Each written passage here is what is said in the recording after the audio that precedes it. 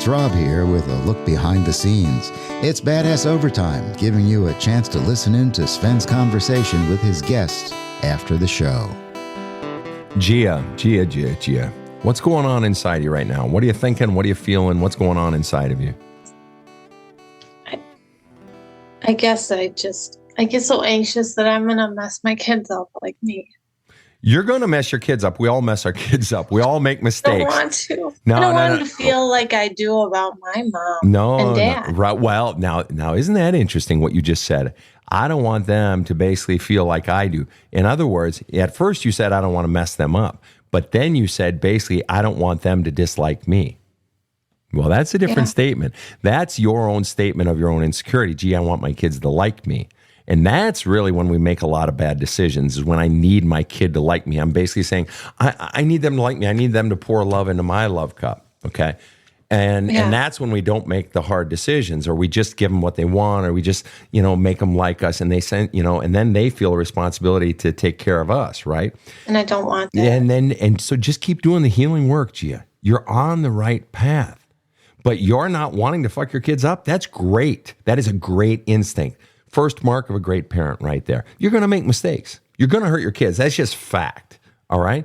But it's minimizing that damage, and it's willingness to own that. Because let me ask you this, and I'm gonna ask Leif next. The simple question is this: which is the greater crime for you personally? And there's no right or wrong answer. Okay, what your mom and your dad did to you in those early years, those first, let's just say randomly 18 years, or the fact that they haven't apologized for it since? Which hurts more? Which pisses you off more? Which is worse for you? It's different for every person. That they don't acknowledge what they did and apologize. Exactly. They're happy to keep saying, no, I'm a good parent. Fuck you. You so don't matter that I'm not even going to go back and apologize for it. It didn't even happen. You're the fucking problem. It's never talked about. Exactly. Because they would look bad, and it would destroy their own sense of identity. I was a good mom. I was a good dad. It would destroy their fucking identity, which means you actually have the power. You may not realize it. You have the power.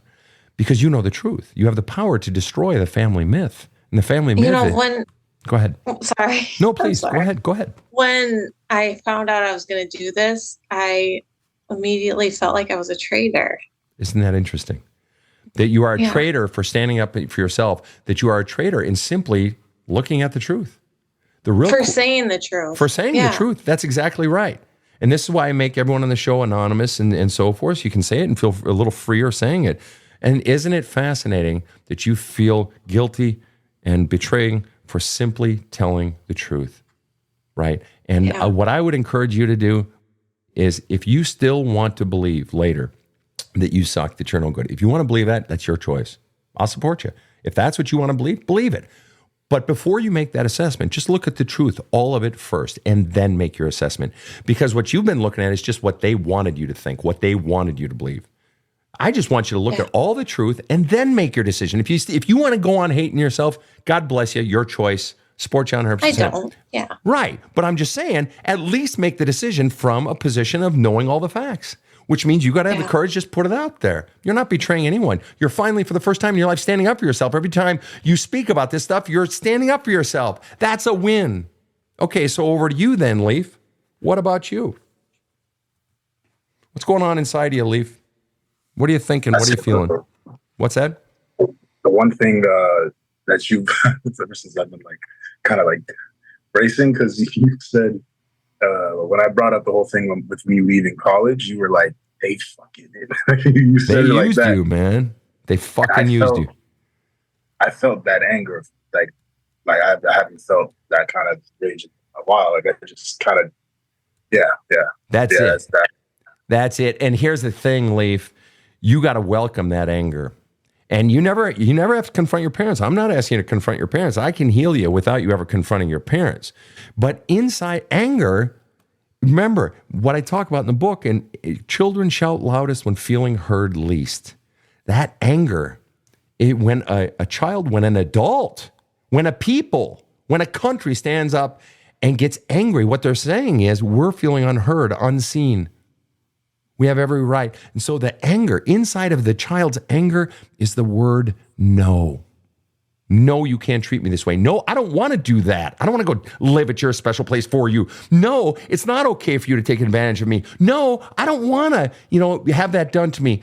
And so that no, the anger is that no rising up from the soul for the first time.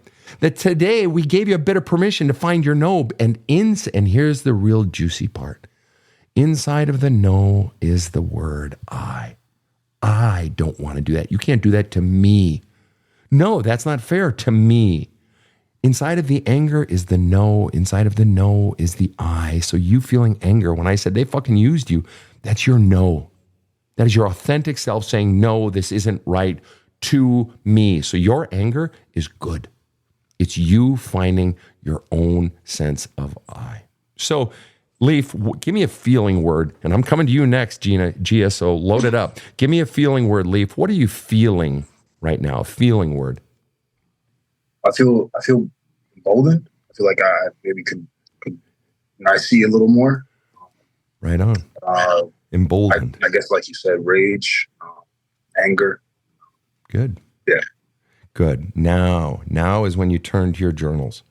And your journaling, if you keep doing the journaling, your journal should become your best friend because you're flushing out all your feelings. Your journal is always wanting to hear your strongest feelings, your biggest insights, your biggest fears, everything, all your stories.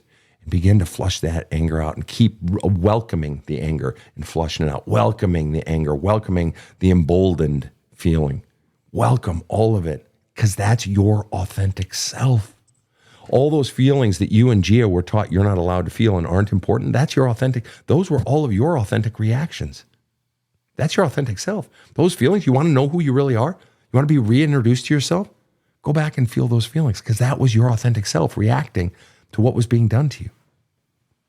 Gia, what are you feeling right now?